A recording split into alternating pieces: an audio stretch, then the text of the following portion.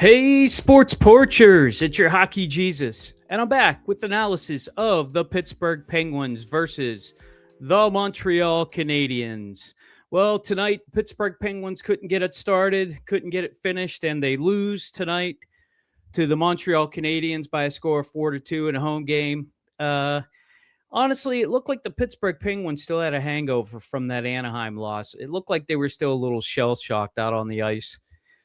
I know that the late start, the game was supposed to start at 7 o'clock, didn't start till 7:30 because of some kind of accident on I-79 coming in the city. So either some referees or some players must have gotten stuck in that traffic. So they delayed the game for 30 minutes. I'm sure that didn't help, but to me it looked like they just weren't ready to go in the first period.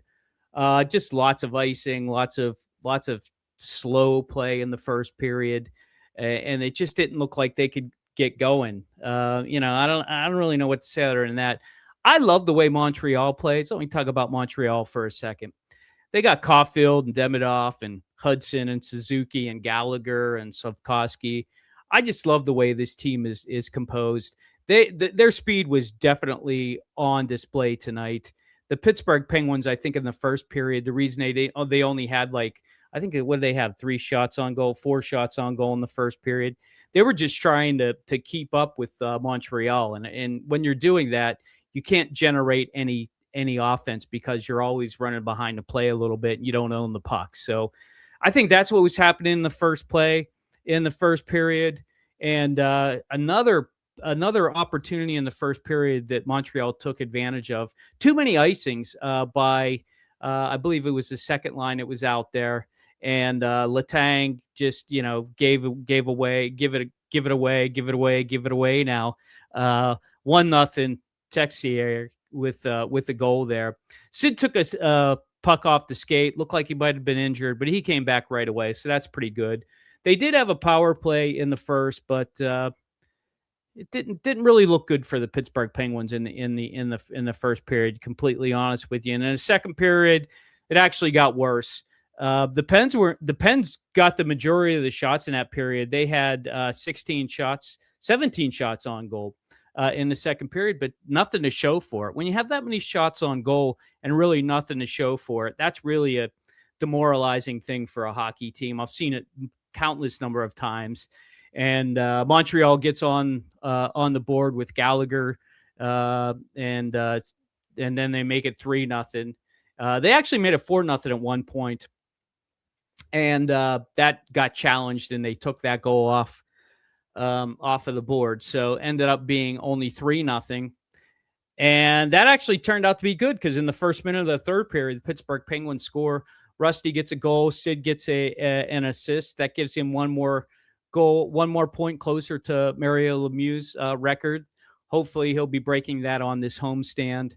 So 3-1, you're feeling a lot better about it, but less than a minute later, they give up a goal, go to 4-1 on some pretty bad play by the third line between McGroarty and Kindle overcommitting, and the speed going the other way just buried it right into the back of the goal.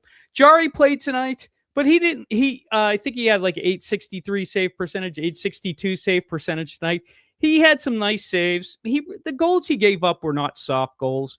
So, despite, having a sub 900 performance tonight for Jari, which is usually a loser, I'd still say he looked fine in goal. There's no reason to blame Jari for any of this. I think the Penguins right now are just, catching some hot goalies. Look at the last 3 goalies that they played against. Fowler tonight, his first NHL game. I should have noted that at the beginning. His 943 save percentage. The other night, Husso was playing against us, 936 save percentage. And if you go back to the away game in Dallas, Ottinger had a 931 percentage save. That's going to be almost a loser every time when you face a hot goalie like that. I actually don't think that the Penguins are in too bad of a shape, but this is their second 3 losses in a row. And I know some of those are shootout losses, so they're gaining some loser points in there.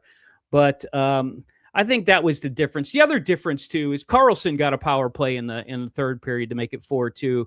They pulled the goalie to do that. But other than that, that was probably the only highlight in the third period. Their power play, to me, looked a little sluggish tonight. And that's what I'm going to show tonight in the highlight of the night tonight. This happened in the second period when it was 3-0 Montreal. Kind of, you want to try and cut it to 3-1 here. And it's later in the power play. Let me just pull it up here and I'll show you what I'm talking about, because I think this show goes to show you that, the Pittsburgh Penguins, when the power play isn't working, why it's not working. So that's what I'm going to highlight tonight. So you can see up here, 8 minutes and 5 seconds left. There's still 37 seconds left in the power play. They have an offensive zone because Sidney Crosby Fowler just made a save on Crosby. So the faceoff's in the zone. You got Hayes out there with Koivunen and Letang, and I think Brousseau's over here. So let's move this forward and let's see what happens. So we win the draw, which is good. You want to win the draw. That's important. Kicks back to Koivunen. Okay, let's stop it here for a second. Now, Koivunen's out of the zone up here, okay? That's not a good place for Koivunen to be. You need Koivunen over here. Now, I know he had to go retrieve the puck. Letang's going to get it down the Hayes here, and then let's watch what happens. Okay, so Hayes and Letang are playing a little back and forth here. No big deal. Nothing wrong with that. Montreal's in pretty good position here. Okay, let's stop it right here. Now, Koivunen, when he gets this puck down here on the boards, okay, what he's got to do, he's got to get that puck back over the Hayes. But right now, Hayes doesn't look interested on the upper board here. Doesn't look like he's interested in being in the play at all. He's got to be ready for that pass to come right across here. Look at all that ice. Plenty of ice for him to make that pass. If you do that, you have a 3-on-2 down low. Plus, Koivunen can make down to the goal to make a beeline. But what do? Oh, my God. That's probably the worst thing you could do. All he did was play with the puck way back here, and then he just kicks it back to Letang. Now Montreal is definitely in the box. They play a 1-2-1 here, so he's going to chase the puck. These guys are going to watch the wing, and this guy's going to take care of the center. Watch what happens. Okay, so back to Hayes. What does Hayes do? He does the same thing that Koivunen did. He's just playing around with the puck up here. You got to move that puck, move it down low, get it there quickly. This playing with the puck, once you get it, is got to end on the power play. So Hayes finally makes a move, gets it down. Who did he take that to? Oh, Novak's on there. Okay, so he gave it to Novak, and they're doing some cycling here. Okay, let's see what happens with the cycle. Maybe you get something out of it. Maybe you don't. Back to Letang. Now, what is Letang doing? They're in great position again. They didn't do anything. So they just took 20 seconds to pass around the puck and get nothing out of it. Okay, so no, not bad here, but right there. Why is Hayes shooting it? Nobody's there. He should have at least gone to the corner here, made a beeline towards the middle, and maybe he could have gotten him the pass. But instead, he shoots it. He misses the net. And watch what Koivunen does down here by the net. Watch. He misses it. Not fast enough to get to the puck. That is a terrible, absolutely terrible way to play the power play. There was bad puck movement. Not only that, when the puck was shot, it never went on goal. And when it was shot, the retrieval never happened, and it goes right out. That's definitely how you don't want to show the power play. Now, I shouldn't bash the Pittsburgh Penguins power play because it was number one in the NHL coming into the game. But those are the kind of things where it can make a difference in a game, especially at 3-0, 3-1. And then let's say they get a power play goal there. And then they come out and they score that goal by Russ and it's 3-2. It's a completely different game when that happens. So, hockey is a game of, chances. And when you miss on your chances, that's just the way it works. Hey, MK's back. Nice to see you, MK. Glad you like I'm glad you like the little videos. Yeah, I agree with you. It's nice not to have an overtime for a change. It was kind of nice. Those overtime games, yeah, they'll wear you down.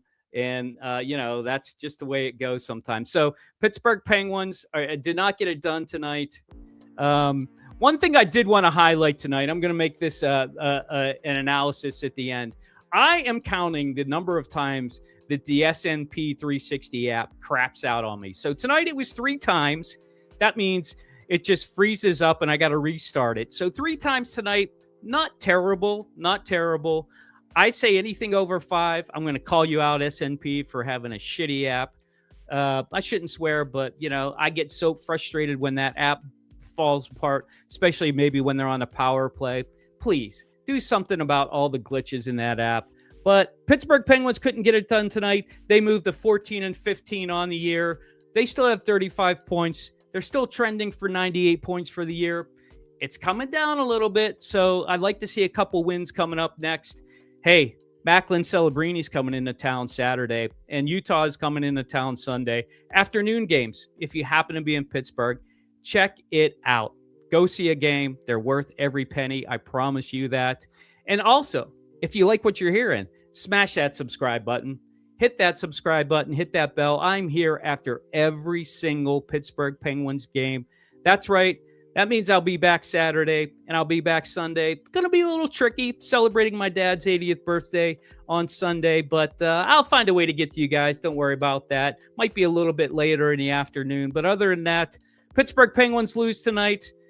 Let's get a rebound game on Saturday against San Jose. And until then, enjoy your hockey, and I'll see you then.